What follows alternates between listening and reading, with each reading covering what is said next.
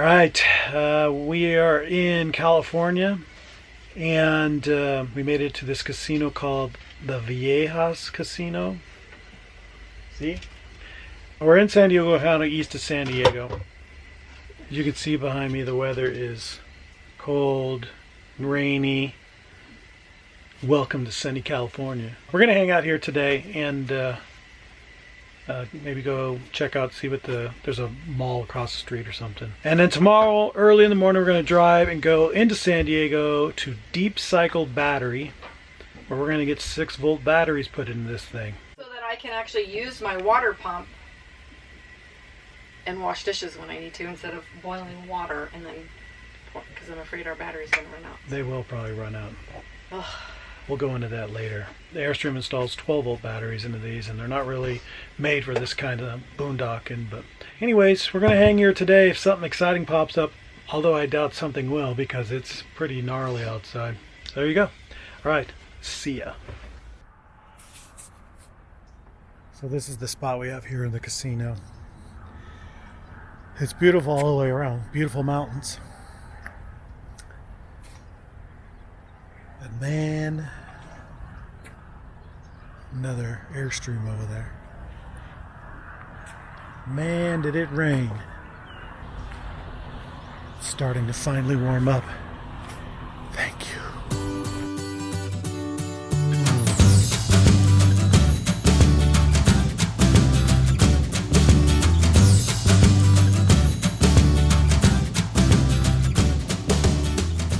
Okay, so we're over here at Deep Cycle Battery. We're dealing with Chris. He seems very helpful. We're going to go ahead and get these batteries put in. This is what really happens right here. It's like I said, whenever you just run, see your source cables, one here? Mm-hmm. The main source. Your other main source cable coming in here, right? Well, this battery charges up perfectly normal, but this battery does not. So like I said, so what ends up happening is the charger is responsible for killing your batteries. The charger is, okay? The coach is the source to what the batteries feed. So that would be like you drinking out of a glass and somehow your saliva can ruin the glass. That's not gonna happen. It's whatever you put in the glass can ruin it, right? Well, in this scenario, it's voltage and electricity. So this battery right here, like I said, charges all the way up. Then when the system shuts off, this battery starts charging off of this battery, but it's only a surface charge. It's not a full charge.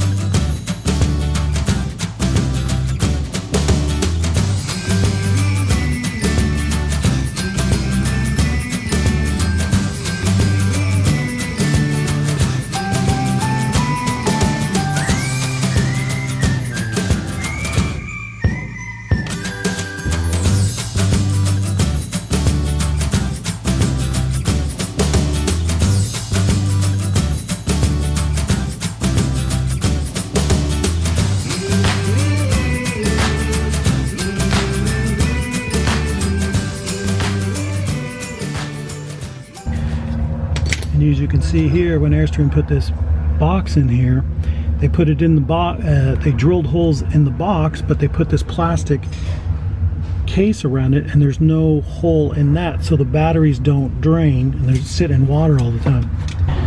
So we drilled a couple holes in the battery box, this plastic thing, so it can at least drain out. Hopefully it will. Airstream.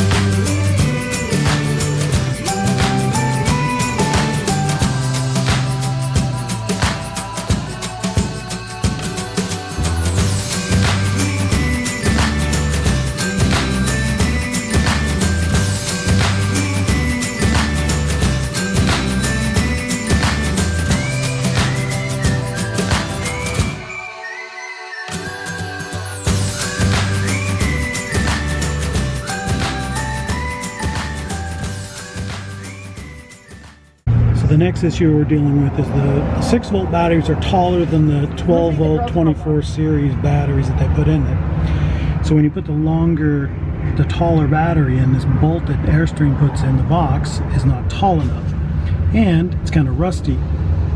So the little plastic case we took out, so the 6 volts will fit in because they're just off about 1/4 inch, and then this bolt isn't long enough to fit in, so we got to get that bolt out that's now rusted out.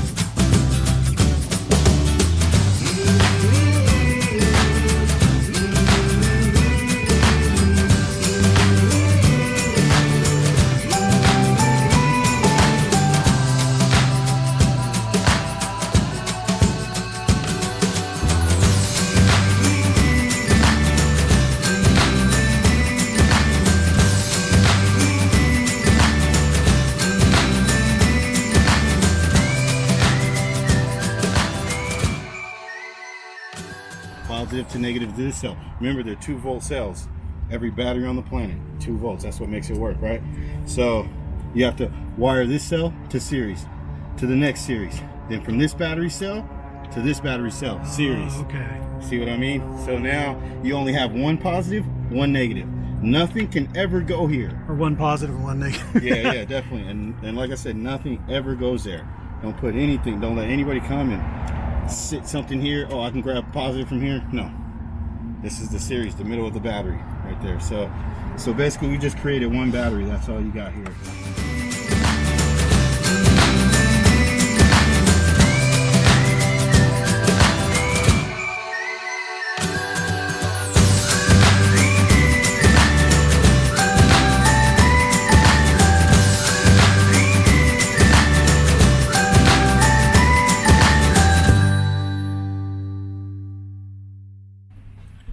Okay, so what happened? We went to Pio Pico campsite, the 1,000 Trails, after we got our batteries installed. We got to the spot there. They look like they're 70-80% full, and they're the 20 to 30% of the spots that were left, janky. That being said, we pull into our spot. Plug in, the power is good, check it with our fuse thing. Power is good, guy pulls in next to us. We're setting up. I go to put my jack down, there's no power. Check the fuse, seems fine. I don't know what's wrong. My neighbor then comes over to me, tried moving in right afterwards, and he goes, "Hey, you got power?" And I said, "Yeah, I got power." And I go, "Nice guy." I pull out my fuse thing, and yeah, I'm gonna check your spot for you. Yep. Hey, what do you know? Yours is working fine too. I pull mine out. All of a sudden, he pops his fuse panel up, and it works. Right?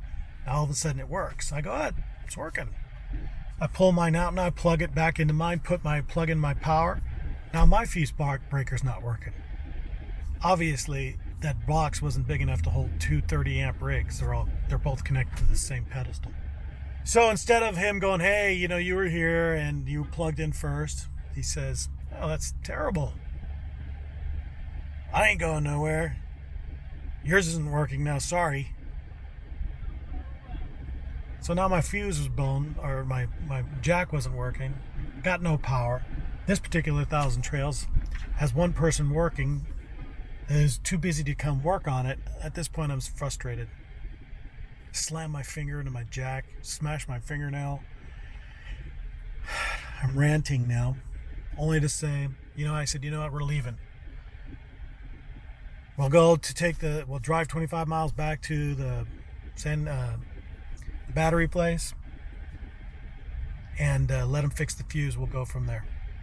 I drive all the way there in San Diego traffic. It's not the greatest right now. It's busy. It's getting to be in the afternoon, 3 o'clock in the afternoon about.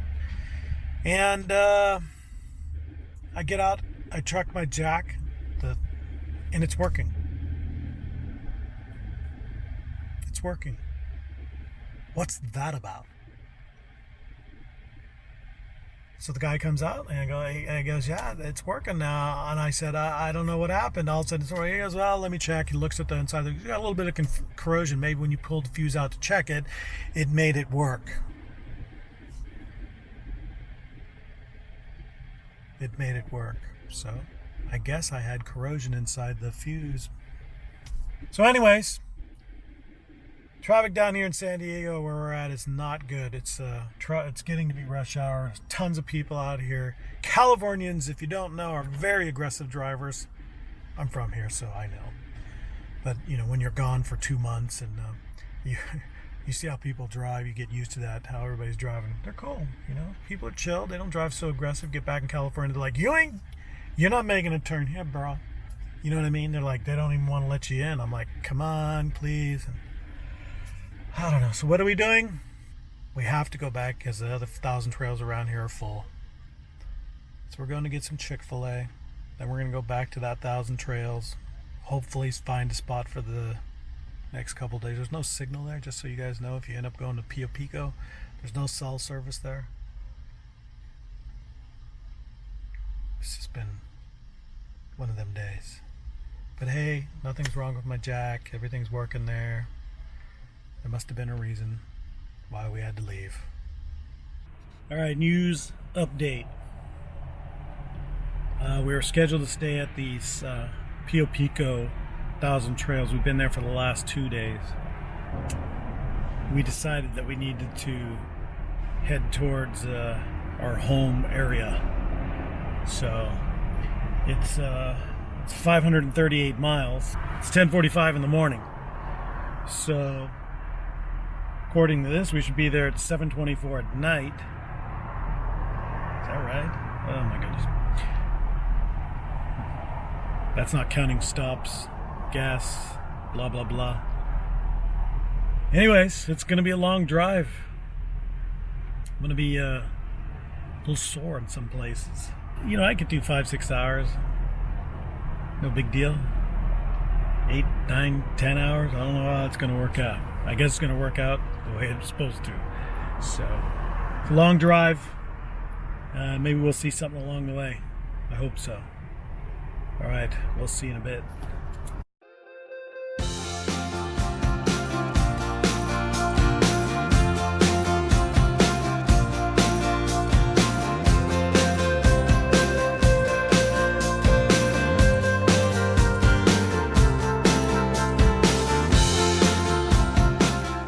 Okay, so we made it home about 10:30 at night, and our total mileage was 9,417 miles. I'm sore. So we landed at the Lake Minden 1,000 Trails, and this is footage from there. And for those who are wondering, the new 6-volt batteries that we had installed are lasting about 3 to 4 days, maybe 4 or 5 days, and that's without a recharge. So we're pretty happy about that, and we want to thank those at Deep Cycle Battery for all their help. And you know, on this trip overall, we had a great time. We met a lot of new people, nice people, and we saw a lot of new sights, and that's what this stuff's all about. And for those who watched the whole 10 episodes, thank you for watching. We know you have other things that you could be doing, so thank you very much. During the winter months, going into January, February, we're going to be heading towards warmer weather. Probably Arizona or New Mexico, and hopefully you'll follow us along for that. And on our next upcoming videos, we're going to be doing the good and the bad about Airstream ownership, the problems that we've had with our Airstream, and as well as the good stuff that we like about our Airstream. And we'll also be doing a tour, so we hope you'll follow us along for that. And you know what? If you haven't, please subscribe to the channel. If you have any questions or comments, please leave them at the bottom, and we'll get back to you. And after that, well, you know, we hope to see you out on the road. And thank you for following us, and hopefully we'll see you soon. All right, take care.